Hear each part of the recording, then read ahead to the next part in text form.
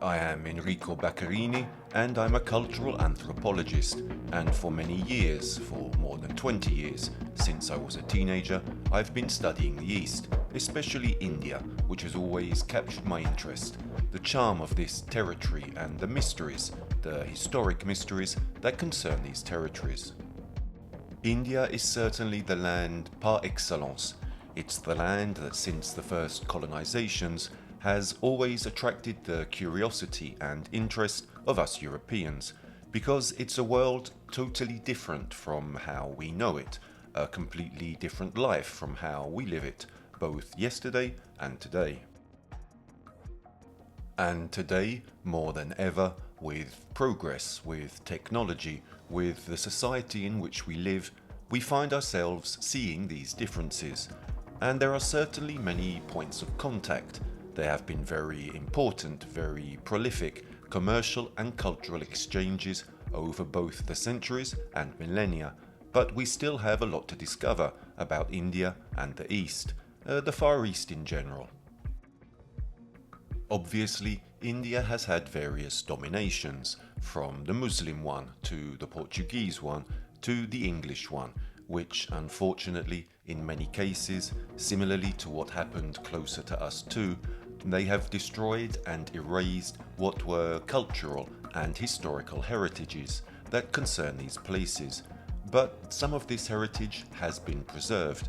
Much has also been preserved by the Brahmins, who are the Indian priestly caste, and still today it is, for the most part, jealously preserved. Let's consider that the first translations of the Sanskrit texts began between the end of the 18th century and the beginning of the 19th century. It was mainly the English and then the Germans who still carry out excavation campaigns in these territories today, such as Pakistan. There are also other lands like Afghanistan for which it has become impossible to do so. But there too, of course, when it's possible, we will be able to go back to digging, to studying, and we'll discover heritages that certainly go back to the origins of humanity. Of this enormous cultural heritage, and by cultural I mean traditions, religion, spirituality, science, because even in the past there was also science, we Westerners have translated, as it's estimated, not more than about 10 to 12% of this heritage, therefore an infinitesimal part. It's as if of the Roman Empire, of all the texts of ancient Rome or ancient Greece, we had just fragments that we are now slowly translating and putting back together. And another very common mistake with regard to India, and when we, as Westerners, talk about India, is to have a whole series of concepts that are fundamentally wrong. Because, for example, we consider their religion, Hinduism, as a polytheistic religion, therefore in which many deities are worshipped. In reality, their form of religion, Hinduism, which is very recent, is called henotheism. Essentially, the Indians, and they have even been counted, have 33 million divinities, as well as the most famous, such as Shiva, Vishnu and Brahma, who make up the Trimurti. There is Kali and many others. It also has a whole series of minor divinities, but these 33 million divinities are nothing more than infinite manifestations of a single entity, of an unattainable and unknowable superior being, as the Indians tell us. That is the principle that gave rise to everything. It's the principle that gave rise to the universe and universes.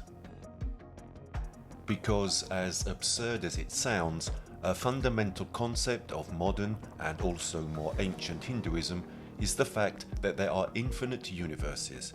It is said that when, in one of the many traditions, Vishnu created the world, the universe in which we live, he created infinite others and entered each of them to bring life, to give rise to that spark which would then give rise to life. We can find this in texts such as the Bhagavata Purana and also in many others. obviously in a more religious than scientific form, but the modern scholars of the last century and a half were the first to realize that there was scientific information within some sacred Indian texts. Here I'm referring to people such as Schrödinger, famous for quantum physics, and the famous Schrödinger's cat thought experiment, who was a great scholar of Indian philosophy.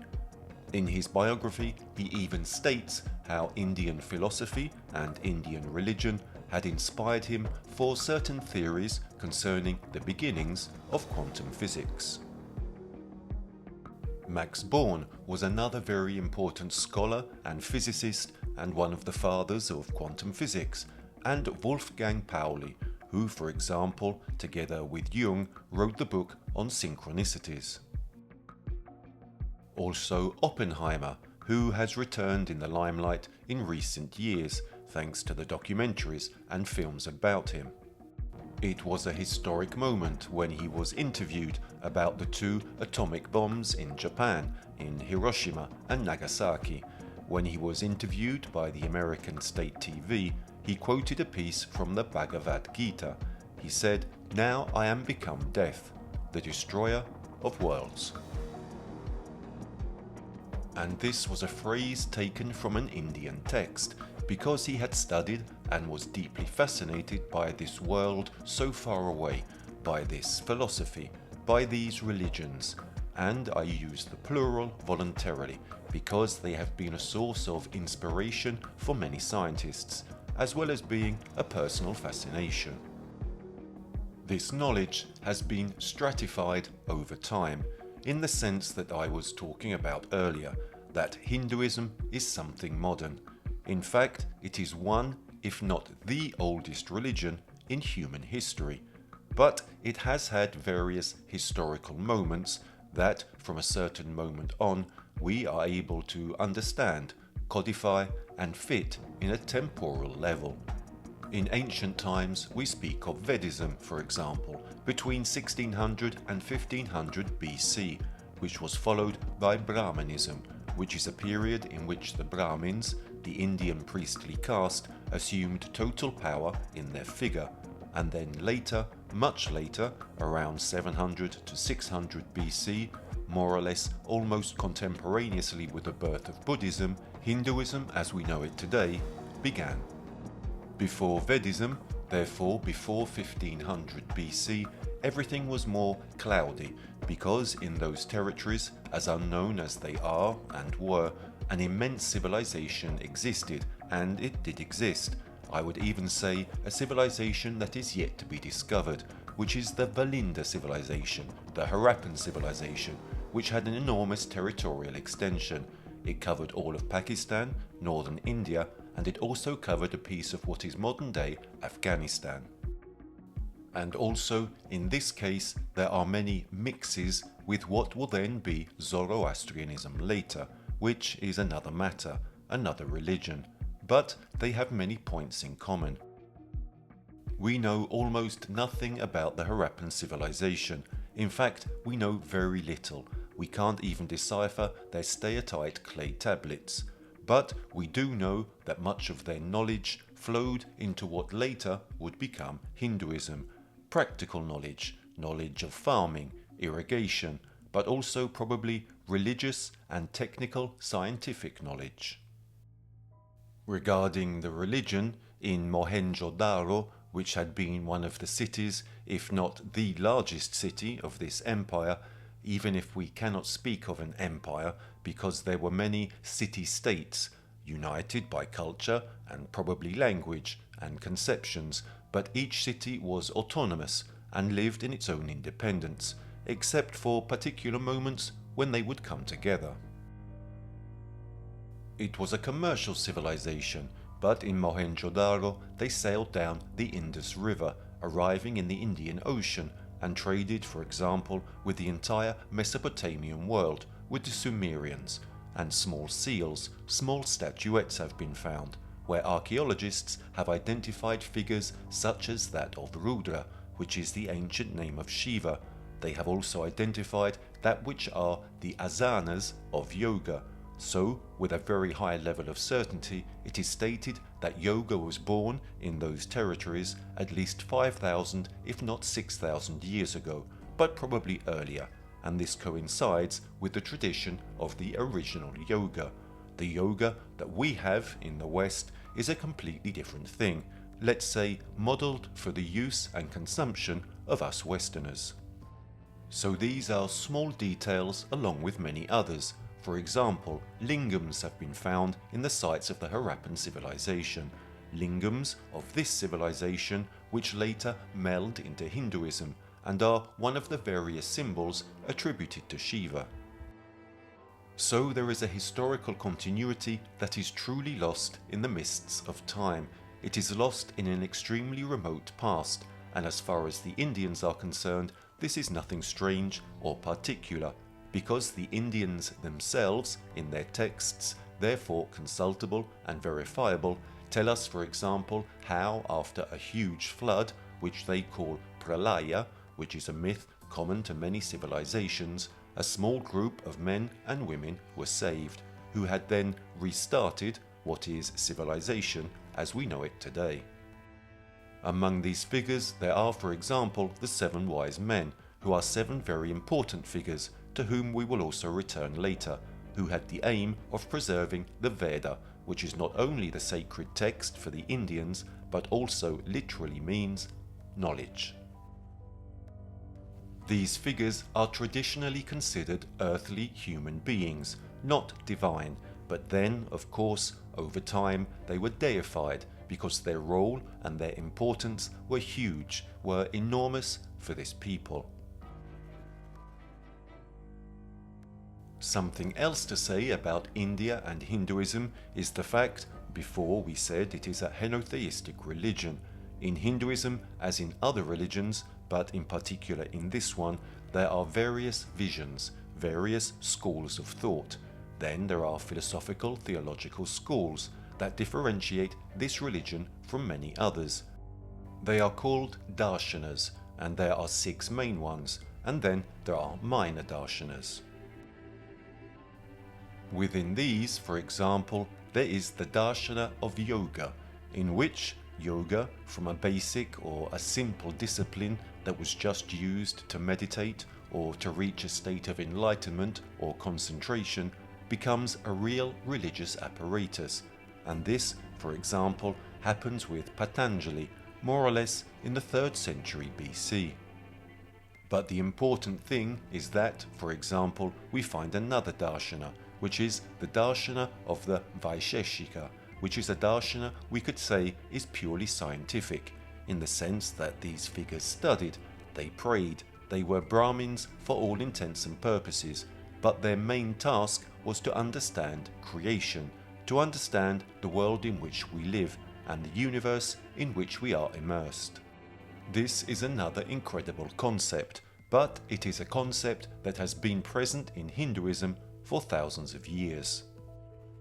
And in fact, to this darshana of the Vaisheshika belong a whole series of Brahmins, of sadhu as they would say, of more or less mythical scholars who have theorized, studied and discovered, perhaps even rediscovered, a whole series of knowledge, of wisdom and even real technologies, which we Westerners would achieve much later.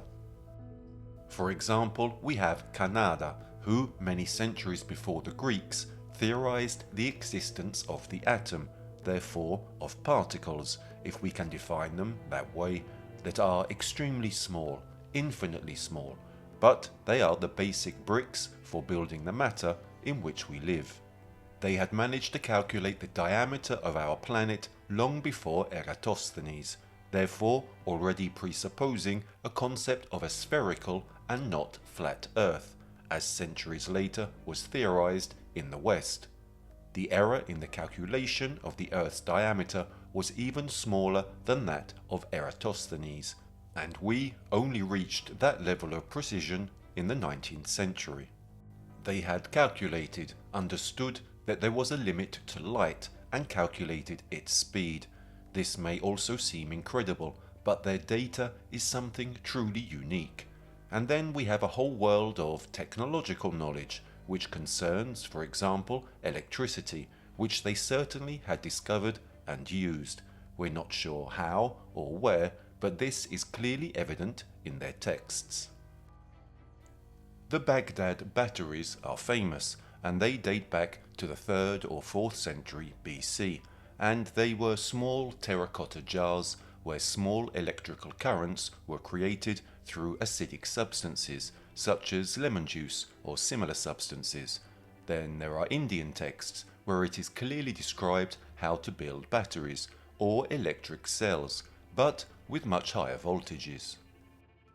There are even Indian texts in which it is told, a bit like what happened in the 18th century and shortly before also in Europe, or as the Arabs had done centuries before, how to build automatons that worked with this type of technology. All this seems absurd, it seems unlikely, but there are the texts to prove it to us. Some texts are closer to us, others are more ancient, but they tell us that there was knowledge, a cultural and scientific background that was much more advanced and forward-leading than we could ever imagine.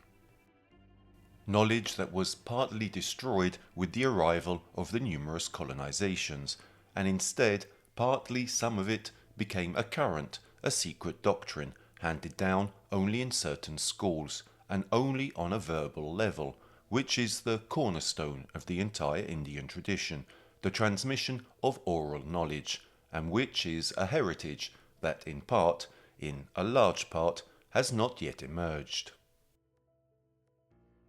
The fundamental question is who provided this knowledge to these people, or how they could have discovered it or found it. Well, there are two explanations which, however, are not necessarily mutually exclusive. On the one hand, we have the tradition that in India tells us about the flood.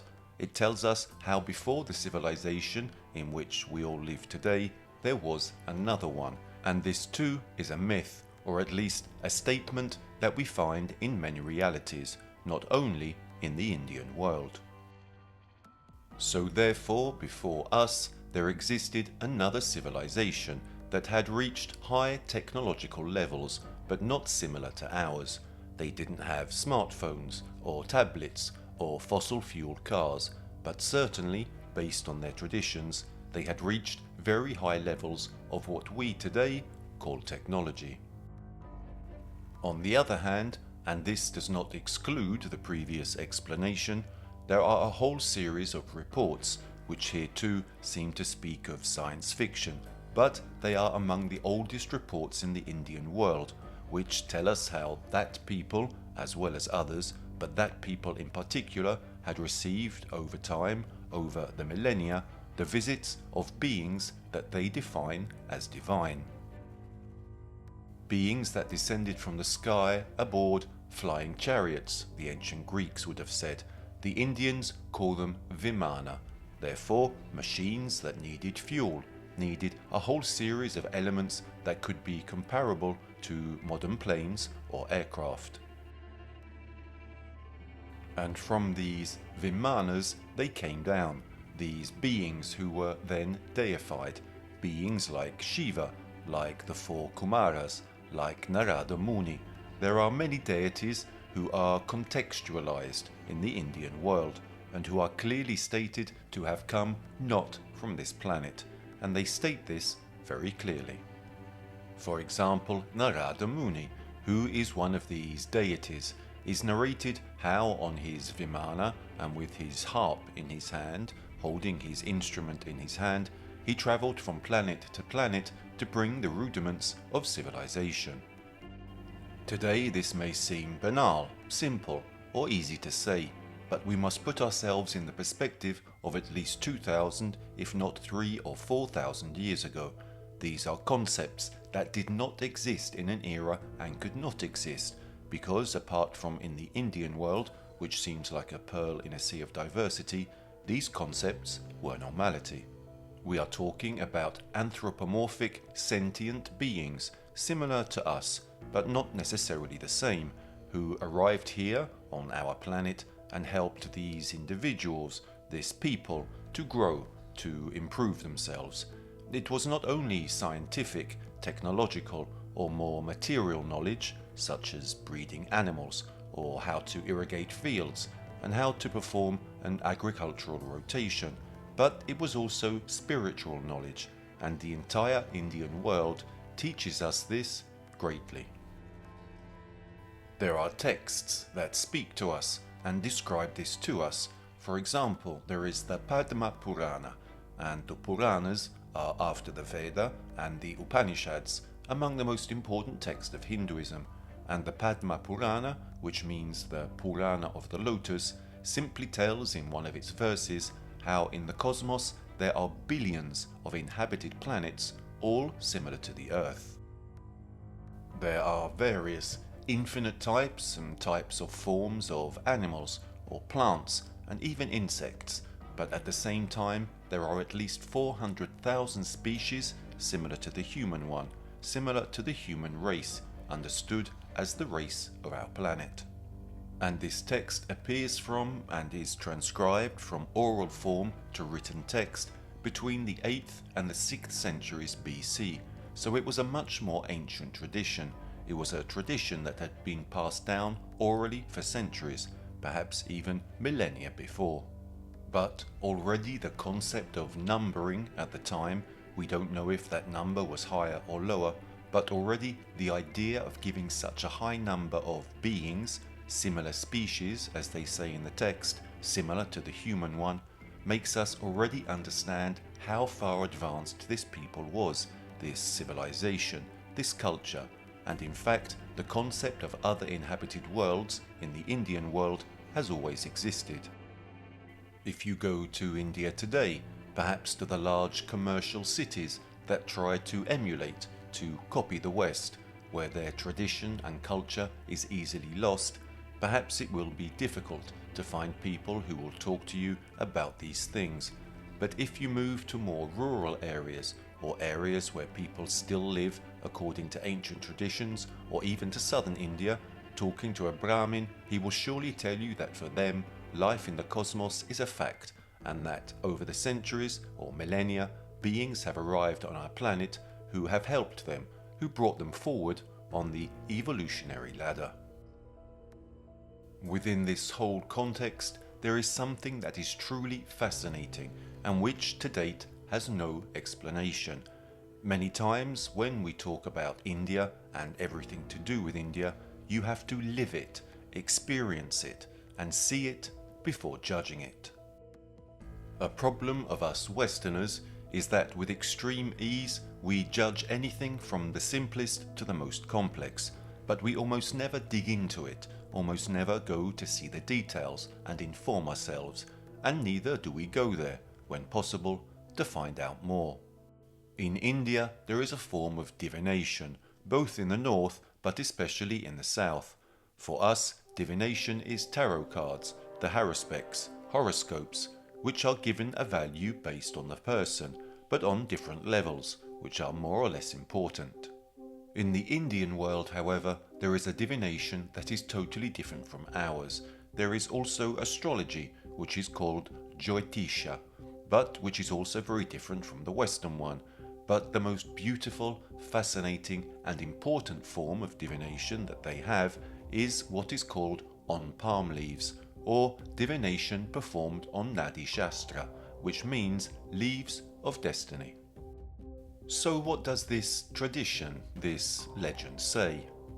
It narrates that the 7 wise men, or sages, who are the same characters who had escaped the Great Flood, who had preserved the Veda, the knowledge, and who had acquired yoga from the god Shiva on Mount Kailash, who is the first master of yoga, Adiyogi, these same 7 sages had practically managed, according to the Indian tradition, to see in their mystical visions what would have been the path of billions and billions of souls over time. Therefore, they would have seen the various incarnations, because obviously there is the concept of karma, dharma and reincarnation in the Indian world, the various incarnations that these souls would have had, and so they would have started first to memorize them and then to transcribe them on palm leaves, which by the way are the equivalent of the Egyptian papyri. That is, the Indian palm leaves are an instrument. They were an instrument for writing, for handing down also the epic poems, such as the Ramayana, the Mahabharata, but also to preserve this type of more religious knowledge. And then, over time, they transcribed these paths, which billions of souls would have had over the following centuries and millennia, and would then have had them conserved inside temples and libraries inside temples, where they can still be found today. It's evident that it's a tradition, a legend, but if you go to the south, especially to the south of India for example, there is Vaitheshavan Koil. Some names are quite unpronounceable. This is one of the most important temples containing a palm leaf library, and you would see behind, in the part of the library, many thousands, tens of thousands of spools of stacked palm leaves. Practically, how does this divination, how does this reading work? One goes to the temple, where there is a Brahmin. The men give their left thumbprint. I'll start again. The men give their right thumbprint and the women their left thumbprint, and 108 points are identified on this thumbprint, and 108 is a sacred number throughout the Indian world. There are the 108 names of Shiva. There are many things that recall this number. From these points they identify a sort of collocation in their library, where the spool of leaves that will correspond to the person is located. Once this spool of leaves is found, it usually takes several days just for this process, the person is called back after 3 to 5 days or a week. This spool is brought out and the leaves begin to be scrolled through, while the individual is asked very simple, very banal questions, until the individual in question's leaf is found. I would like to start by saying that in India this form of divination costs a maximum of the equivalent of 15 euros. I say this because then in the West, here too, in recent years, in Italy and abroad, unfortunately some have commercialized these things, distorting and transforming them into something that is completely different. The tradition dictates, for example, that the leaves of destiny must necessarily and exclusively be read in India. That is, if my soul, my person, is predestined to read them, to do them, I would have to go to India, and if I'm lucky, I will find my leaf and have it read to me. This was a clarification I had to make. Then, after finding this leaf, the Brahmin begins to read, often in Tamil, which is one of the various languages of South India, what is written on it. I did it about 10 years ago, and what I found in front of me was something disconcerting, because that person started telling me that's your mother's name, that's what your father's name is, you're an only child. He began to give me a whole series of extremely personal details, and this can be credible, because one can say, okay, maybe he looked on the internet, maybe knowing that person X was coming, he did a bit of investigation. Today, with social media, it's very simple, and this is plausible. Then this person began to tell me, like for many others, he started telling me about various personal, extremely personal things. Each of us has our own secrets, our own skeletons in the closet, our fragments of life that only we know and will never reveal. This person started telling me these personal details in an extremely precise level of detail. So, if, at the beginning, chance had been the creator of this wonder that I was experiencing, chance couldn't have been the creator of that which happened afterwards. In some way, this person was telling me things that only I knew. And I also started out quite skeptical, because something like this seemed impossible and unthinkable to me. But I came out of it a changed man. Then, in these readings, they tell you in your previous lives who you were, what you did, what your karmic debts were, and basically the result of all this is knowing the path of your soul. This reading, this vision, which was foreseen according to tradition thousands and thousands of years ago and was then put into written form, must help every person, every soul that incarnates in a body, to improve their path, to improve their life at the moment when they live it, being aware of living it. Therefore, on the one hand, to extinguish karma, and on the other, to be a better person with oneself and with others. It must be said that one is completely left with free will. That is, when I left, I could follow the advice that this Brahmin, this priest, had given me, as well as return to my home in Italy and continue to live my life as I had in the past and I had always done, for better or worse. There are many people who have had this reading performed, and there are many people who have come away from it truly shocked. It must also be said that in India, as outside India, there are also many people who have made a business out of these readings, and it verges, if it doesn't lead, in some cases to actual fraud, but this is another matter. We don't know what it is or where it comes from. It's absurd, incredible, outside of any Western ways of thinking, even if it then fits in with the ancient divination systems, similar in some ways to what we have had here in the West. But tradition places behind all this these 7 wise men, these 7 figures who, seeing and listening to this journey of souls thousands, tens of thousands of years ago, codified them for the good of humanity. A fundamental phrase that you can find and will find in all Indian sacred texts is that all knowledge is for the good of humanity. Proof of this is that the Indian world, however enormous, immense, a subcontinent, the Indian people as a whole, almost never, they rarely fought wars of conquest, but were only and always involved in wars of defense against foreign invaders, who were the Ottomans, the Muslims, the Christians, and any other peoples, who then, with colonization, tried to invade its territories, often succeeding. So it's something that goes back to these figures, to these 7 wise men, whose knowledge, whose nature, certainly still remains an open question. Certainly these 7 wise men, either because they were the survivors of a previous civilization, or because they had had access and above all contact with beings who did not come from this planet, became the receptacles of a science and knowledge which was then handed down over the millennia in India, and which has obviously also become science and religion. It has become a single thing, and this obviously leaves many open questions and many doubts that need to be resolved. Another curiosity of the Indian world, among the many that we can find, is the fact that we know for sure from the Valindans, so we are talking about at least 3000 BC, there had been trade exchanges with the entire Mesopotamian world, with the Sumerians. For example, there are traditions that we find in the Bhavisha Purana, which is another sacred Indian text.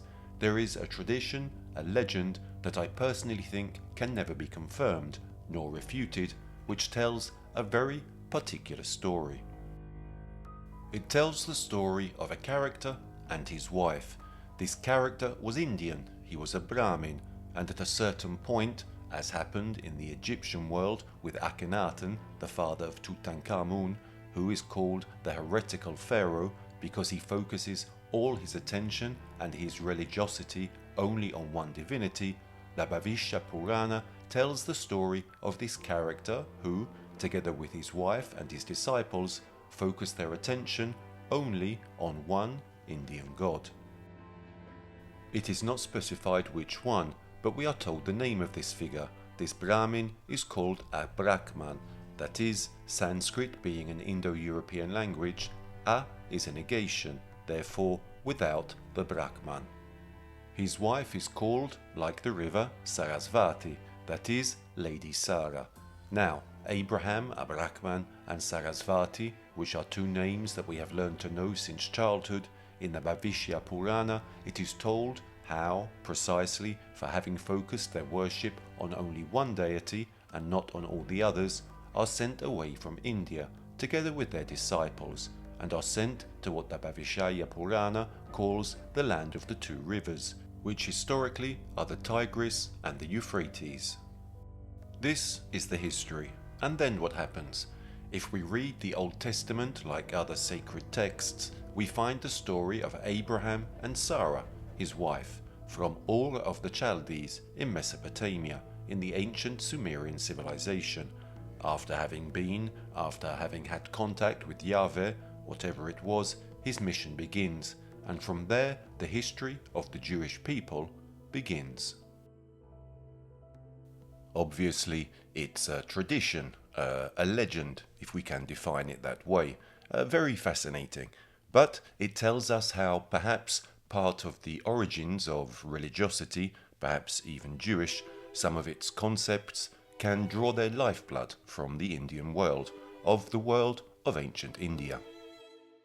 And another extremely interesting fact that archaeologically and historically connects these two very distant territories, especially in that era, is a symbol that we all know and recognize, a symbol that is called the Star of David. The Star of David today is the symbol of Israel. It's in the flag of the State of Israel, which is a recent reality. It was created after the end of the Second World War. As a symbol in antiquity, it is linked to the Jewish people and is quite close to us temporally. Historically, we have seen how the first representations of the Star of David, for example, are present in the synagogue of Capernaum, which dates back to around the 3rd or 4th century BC. Before, this symbol did not exist. It was there, but it was not representative, and it didn't have all that much importance. If we go to India, we find the same symbol, which has a different name. It is called Shatkona, which is linked, for example, in more recent Hinduism to the 4th chakra. But in the more ancient Hinduism, it is linked to Matsya, who is the first incarnation of the god Vishnu, the first avatar of the god Vishnu. And Matsya, as he is represented, is an anthropomorphic being, half man, half fish. Let's say from the torso upwards he is a man, in the lower part he is a fish. And among the various objects he holds in his hands is a disc with the Shatkona, with the symbol of the Star of David. We know of the various incarnations of the Supreme Being of Vishnu in the various avatars, including Rama from the Ramayana, they tell us about in religion, in Indian tradition. And it is curious that the first of them, Matsya, this being, this half man, half fish, corresponds with this symbol in particular. It corresponds to those Apkallu, who were the 7 wise men for the Sumerians. They were the civilizers of the Sumerians, beings who were then called also Oannes. Even in the Sumi seals, they are represented as half men, half fish, and they had brought the knowledge, the Veda, the Indians would have said, the rudiments to create a civilization in the Sumerian people. In the Indian world, we find Matsya with an older symbol than we will later find in the Jewish world, but identical, linked to the Indian world. But it doesn't end here, because if we move further to the Far East, we find that same symbol, the Star of David, the Shatkona for the Hindus. We find it with the name of Kagome in Shintoism. Shintoism is an animistic religion and is the oldest in Japan. So we see how, at least in India and Japan, at the beginning of their religiosity, at the beginning of civilization as we know it, there is a symbol, there is this representation which is deeply linked and permeated within these cultures and of these civilizations. The hypotheses on how it could have been brought or how it could have manifested itself in one place or another are difficult to explain. There are those who speak about trade, about ancient movements of peoples, and let's say the colonization of the hominids, since they left the African territory and arrived in all the territories of the planet. These are events that could justify this, so perhaps it could also be the or one of the most ancient symbols of humanity. Otherwise, there are some who have suggested another theory, surely more heretical, that it was the symbol of those figures, those civilizers, that in different parts of the world, in more or less different periods, arrived to bring civilization, to bring specific knowledge, so to bring the rudiments which then were developed in the Japanese civilization with Shintoism, in the Indian civilization with all its religions, and also in the Jewish religion with all of the complexities that we know about it. Another situation, let's call it curious, that we find in India, especially in the south of India, and which is always connected with the epic poem of the Ramayana, is that they place not to the north, to Mohenjo-daro in present-day Pakistan, the Lanka described by the epic poem itself, but in Sri Lanka.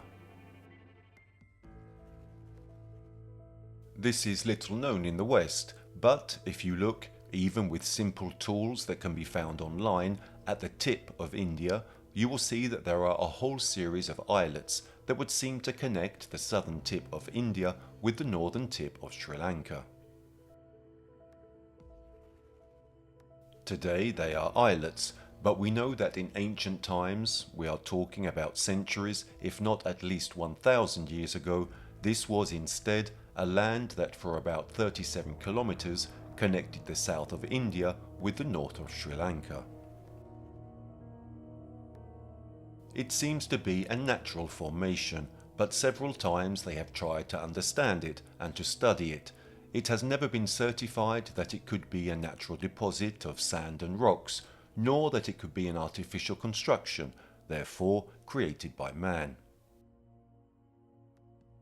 But there is a tradition, a legend, precisely in the Ramayana, that sees this isthmus of land, called the Bridge of Adam, as being built by the Vanara, which was the army of the monkey men, commanded by the god Hanuman, with ape-like features, who helped the god Rama to save his wife Sita, who had been kidnapped and subjugated by the demon Ravana.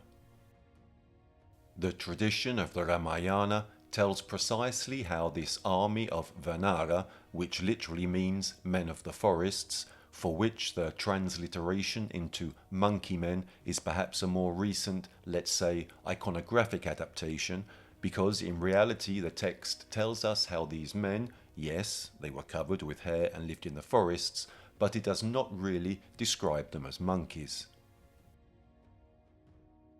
But this very large group, made up of a few thousand individuals, would have started to take rocks, would have built in a precise way, so putting rocks, wooden logs, sand and stones of various types in order to create a walkway that would connect the south of India with the north of Sri Lanka.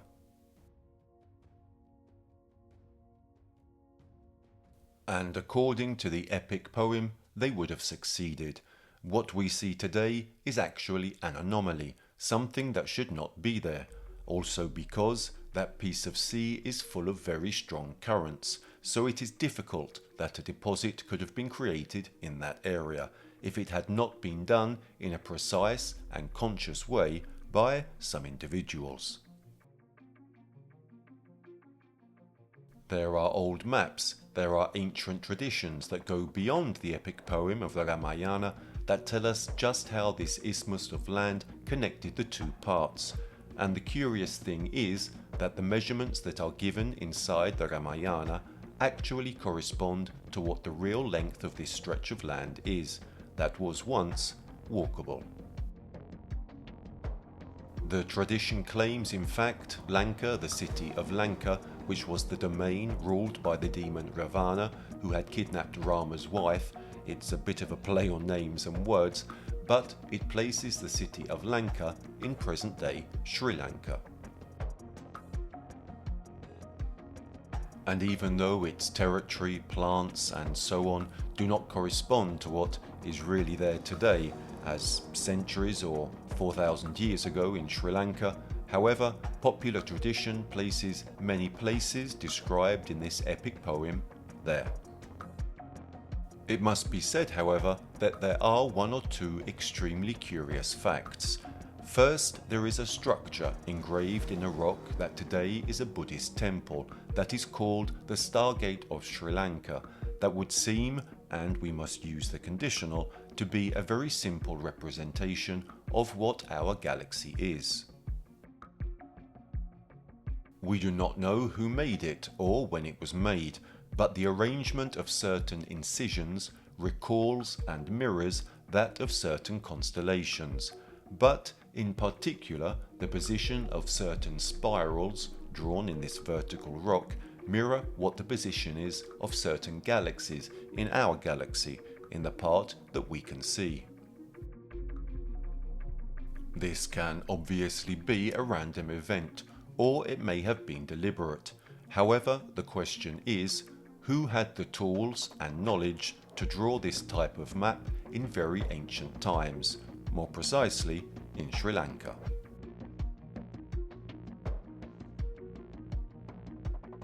Another very curious thing is a cave, a very ancient cave and rediscovered in very recent times. We are talking about the end of the 90s, and towards the entrance of this cave, in the higher part, there is an emblematic inscription that states how that cave was the last burial place of a pilot of a Vimana who had flown in the skies some time before.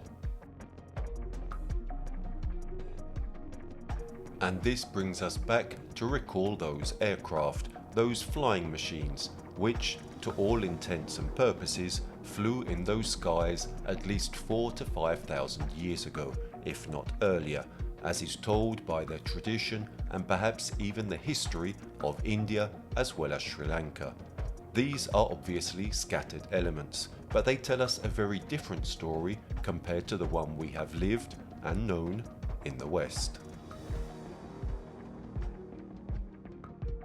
Another element of interest that makes us further understand how much the Indian people were aware of things that they should not have known about regards the Sarasvati River. The Sarasvati River is, in the Indian tradition, a legendary river, of which, until a few decades ago, we knew absolutely nothing about, and that is mentioned many times, at least 100 times, in the most sacred text of Hinduism, which is the Rig Veda. It is also a deity, because obviously a river, like other natural phenomena, are also deified within Indian culture. But this immense river, with a bed that seemed to be a few kilometers wide, with an imaginable flow of water, is described over and over again within the Rig Veda, first of all in the most sacred text of Hinduism, and then in other texts. Then what happened? Until around 1998-1999, all this was a beautiful legend that mostly in India was told to children.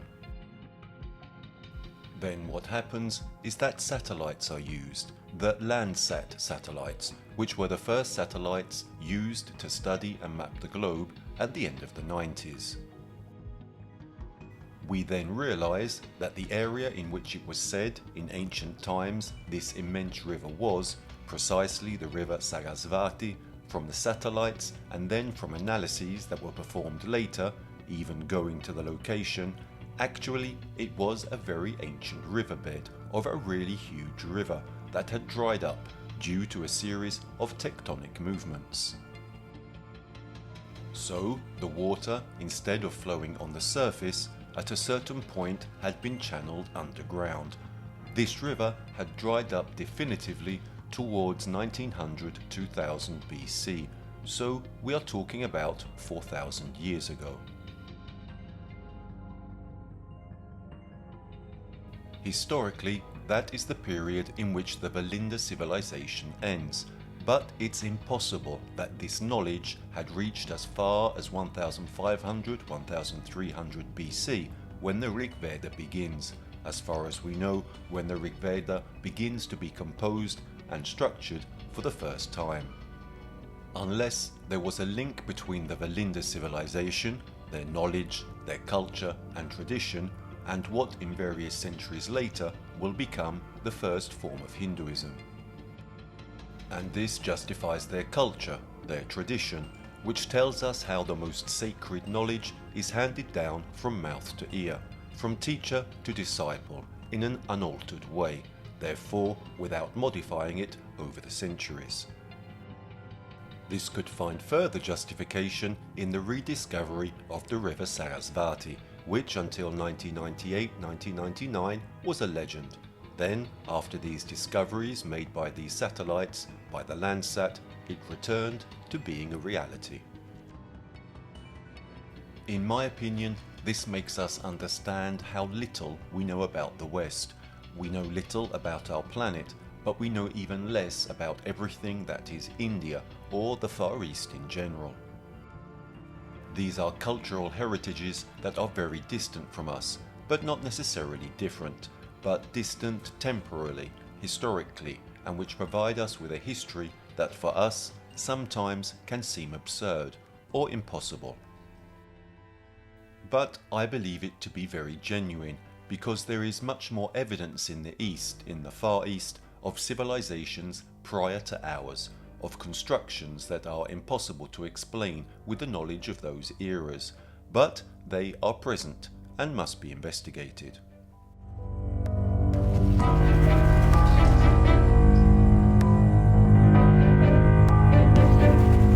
So another very interesting myth that we find in the Indian world is that of the 7 wise men, or Saptarishi.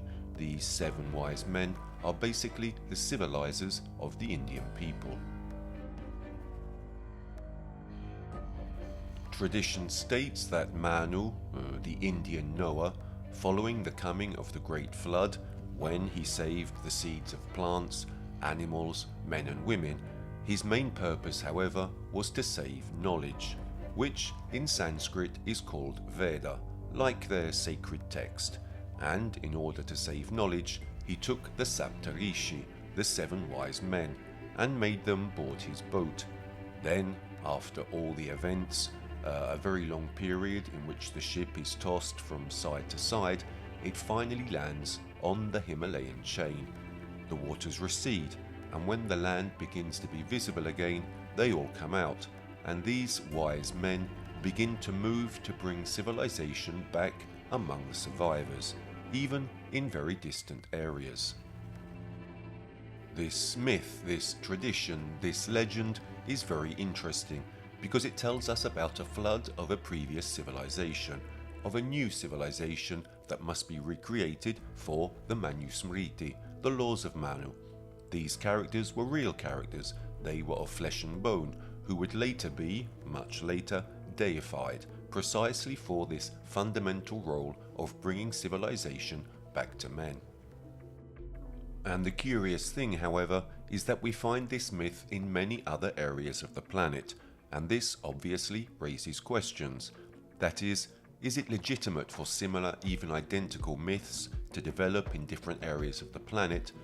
But when these myths are mirrored and totally identical, it's natural to raise some questions, and it's natural to look for answers. If we go among the Sumerian people, we find the myth of the 7 Apkallu. The 7 Apkallu are the civilizers of the Sumerian civilization. Tradition says that they arrived on board a luminous egg, as it's described, that, going down into the sea, would then bring out this being, this Apkallu, who is described in the tablets with having an anthropomorphic form, part man and part fish. And these Apkallu practically had the task of teaching the high dignitaries and the rulers of extremely ancient eras of Mesopotamia the rudiments of civilization, so how to irrigate the fields, how to cultivate, how to perform agricultural rotation, how to observe the sky, and even the rudiments of mathematics. In fact, we know from archaeological discoveries of the last 10 years from tablets that were found where that which is the basis of all mathematics that would come later was inscribed. And in the Mesopotamian world, Sumerians first and foremost, then obviously also the Akkadians, it is said that there were 7 of these wise men who brought civilization. The incredible thing is that it goes back to very ancient times and epochs. Even with the Sumerians, it reaches 400,000 BC, so an era for us today in which man was not even a sapiens sapiens, but had yet to become so. If we move to Egypt, here too we have the 7 wise men, whose story is told to us in the temple of Edfu, who are the civilizers of the Egyptian world. And also with Egypt, we see how even here the dates compared to our way of counting history are very different. Their Zero dynasty begins around, we don't know precisely, but between 3000 and 3300 BC, with the Scorpion King. But before, other divine and then semi-divine dynasties are spoken of, who were called the Neteru and the Shemsu Hor. So, the Neteru were the gods who ruled over men, and here too there is the Papyrus of Palermo and the Stele of Turin. There are a whole series of archaeological elements that tell us these stories. We are also talking here about extremely more ancient eras, in which, as they say, the divinities, the gods, walked among men, and then there were these beings, these figures, who were usually 7 wise men who brought civilization. In India, all their traditions, at least some historical stories, date back to at least 20 to 30,000 BC. Then, obviously, one is free to say that these are just dates, improbable eras, that they are the ones who have set back in time some of their historical events. Others may believe this. However, if we look at Göbekli Tepe in Turkey, which was buried around 9600 BC, in short, we can calculate that perhaps an advanced civilization may have actually existed 15 or 20,000 years ago. We also find this myth of the 7 wise men in the Chinese world, in the Japanese world, we find it in South America. So, by connecting the dots a little, it seems that the story that emerges is that of 7 figures who, for many peoples, were human, therefore of flesh and bone, but who were extremely advanced and progressed. And then various figures were deified, who almost always arrive after the end of the last glaciation, the event called the Flood, and help to recreate civilization. They restore knowledge, the rudiments of all those elements, those things necessary to start again from scratch. And this is curious, interesting, fascinating, because here too it shows us how Schliemann himself often started from a hypothesis, the story of the fall of Troy. It's not just a myth, but it may have been a historical fact. He started from this working hypothesis, which failed at first. Then he actually found on the Hisarlik hill the ancient city of Troy, as told of in the Homeric poems. The same is happening in the Indian world, both for their knowledge and for the civilizations that precede ours.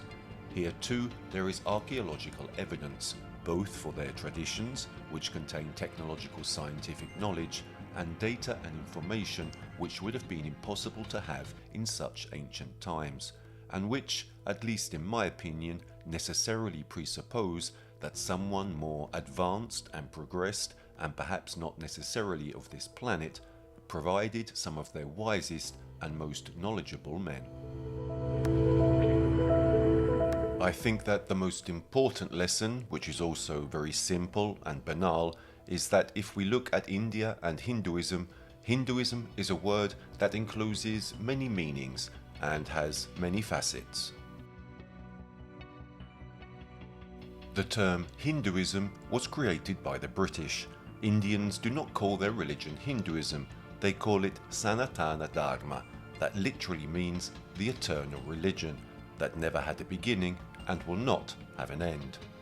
At the same time, almost all the religions have a founder, Jesus, Buddha, Mohammed, but in Hinduism there is no terrestrial and more or less mythical figure that created Hinduism. They claim that they have always been here, that they have had different kinds of contacts, both in this plane and also others, and with other planets, but they have always been a Pacific religion. They have always been a people that, as I said before, obviously we cannot always generalize, but in their huge diversity they have never waged wars of conquest, but almost only wars of defense. The main lesson is to learn from sacred texts, in this case learning life lessons to improve oneself, learning to be a better person within oneself, therefore with oneself, and then obviously towards others, trying to do good for oneself and good towards others. These are the key concepts, for example, in karma, that is, the concept of reincarnation. One can believe it or not. If one does not believe it, however, in any case, it leads me to be a better person today, not to do harm, not to lie, hurting someone else, to offend them verbally or physically, because maybe one day this thing could come back against me. Today I do something negative, but not in this life. Maybe in this life it can go well for me. I get away with it, no one finds out about me, or nothing happens to me. But in the next life I will pay the debt of the evil I have done today, no matter how large or small. They are concepts that are, obviously, there is also a stratification, which reaches enormous complexity, but Hinduism, on many things, has very basic, very simple concepts of free will, but at the same time of not doing to others what you wouldn't want done to you, as Saint Augustine said. Which we also find, for example, in Buddhism, because Buddha Siddhartha Gautama was born as a Hindu in Lumbini in northern India. His family was Hindu. He was Hindu. Then he realizes that something doesn't add up for him, and he follows a personal path. But many beautiful, fascinating concepts of Buddhism arise precisely from Hinduism. Just as Christianity, if I may use the term, is a heresy of Judaism, Buddhism is a heresy of Hinduism, and both of these Eastern religions teach us to be good, brave people, to do good, to pray and meditate, because this improves us internally, improves us spiritually if we believe in it, but it improves us in every sense, in every area of our life. Well, I think there is still a lot to discover. As to what we might find out, that truly would be $1 million question. And I think that a good part, I repeat, of what were at least the written material contents, many have been destroyed, but part have been preserved by oral tradition. Clearly, on the spiritual side, we know India, and it is enough to study it more or less in depth. We know this, and it will remain so. What I think we could rediscover rather than discover are some details. Details, however, that make the difference. Traditions, knowledge, or texts which perhaps delve into certain themes in depth, such as that of civilizations, or the civilization preceding the current one. We have Indian and Hindu texts that tell us about this previous civilization, but they never go into too much detail. The Manusmriti, the laws of Manu, and so on never delve further into what was there before, how they lived before, or what they had before. So I hope and think we can dig deeper into that. Even on a technological level, we talked about, of texts, of knowledge, of electricity, which are concepts out of time in such ancient eras. I think and hope we can explore that further. I can say that since the 1920s, for example, some texts have emerged. One of these is called Amsu Bodhini, where, for example, the origin of the universe is narrated in a more technical than religious way, reconnecting to the Hindu conceptions on how the universe was born. In Hinduism, when the Supreme Being thinks of giving rise to everything, an infinitesimal point of light begins to grow more and more until it takes the shape of an egg, which is the cosmic egg, common to many religions. According to Hinduism, this ball of light, if we want to call it so, continues to grow, then explodes and gives rise to everything we see. One day, in very distant times, all this will contract upon itself and condense on an infinitesimal level, and will start all over again. The Indian world is cyclical, the Indian yugas are cyclical. If we make a comparison with what our knowledge is, it seems like we are reading what is the modern description of the Big Bang, that is, an explosion 14 to 15 billion years ago that gave rise to everything we see. And one day, according to some theories, there will be a big crunch, therefore a contraction that will bring everything back to an initial stage, and then start all over again. What I hope is that these concepts, which I personally think are the legacy of a previous civilization or information provided by what are called deities in the Indian world, can be rediscovered. But there are several cases in which Brahmins, who were asked this question, said that some Brahmins, some sects they are called, but not in a disparaging sense, said that there are some groups, some Brahmin schools that possess certain knowledge, but humanity in some cases is not yet ready, or as we have said other times, in the wrong hands, certain knowledge could bring more harm than good. And as we have always stated, the Indian world, the Hindu world of yesterday or today, tells us that all knowledge must be brought to men for good purposes, therefore for the improvement and progress of man. So that 5 or 10% will certainly grow over the next few years, decades, I hope even centuries, but I don't know if we will ever be able to have 100% of that knowledge. Well, it's a world that obviously fascinates you, captures you, kidnaps you, a bit like the longing for Africa.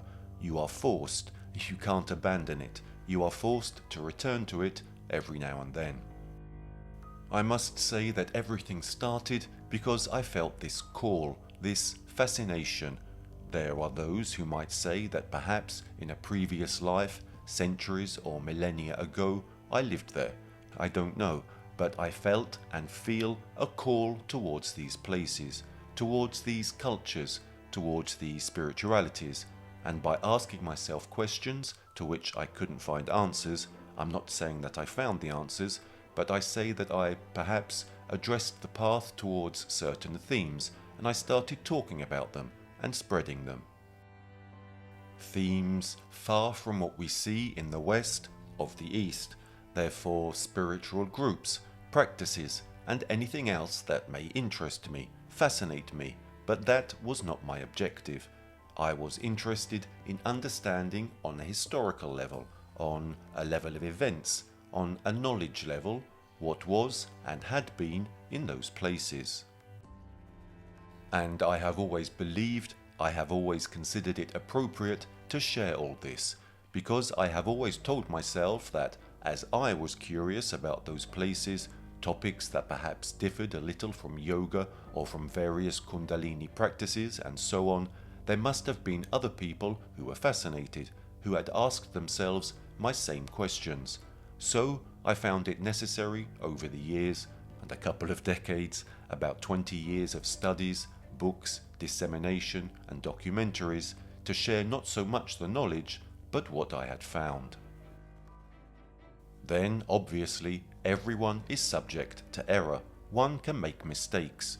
One can correct one's aim over the years, but it is the path that one takes that counts, more than the destination.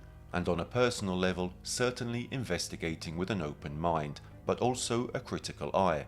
speaking of previous civilizations and contacts with other planets, but always trying to rationalize everything and bring it back to an area understandable to us.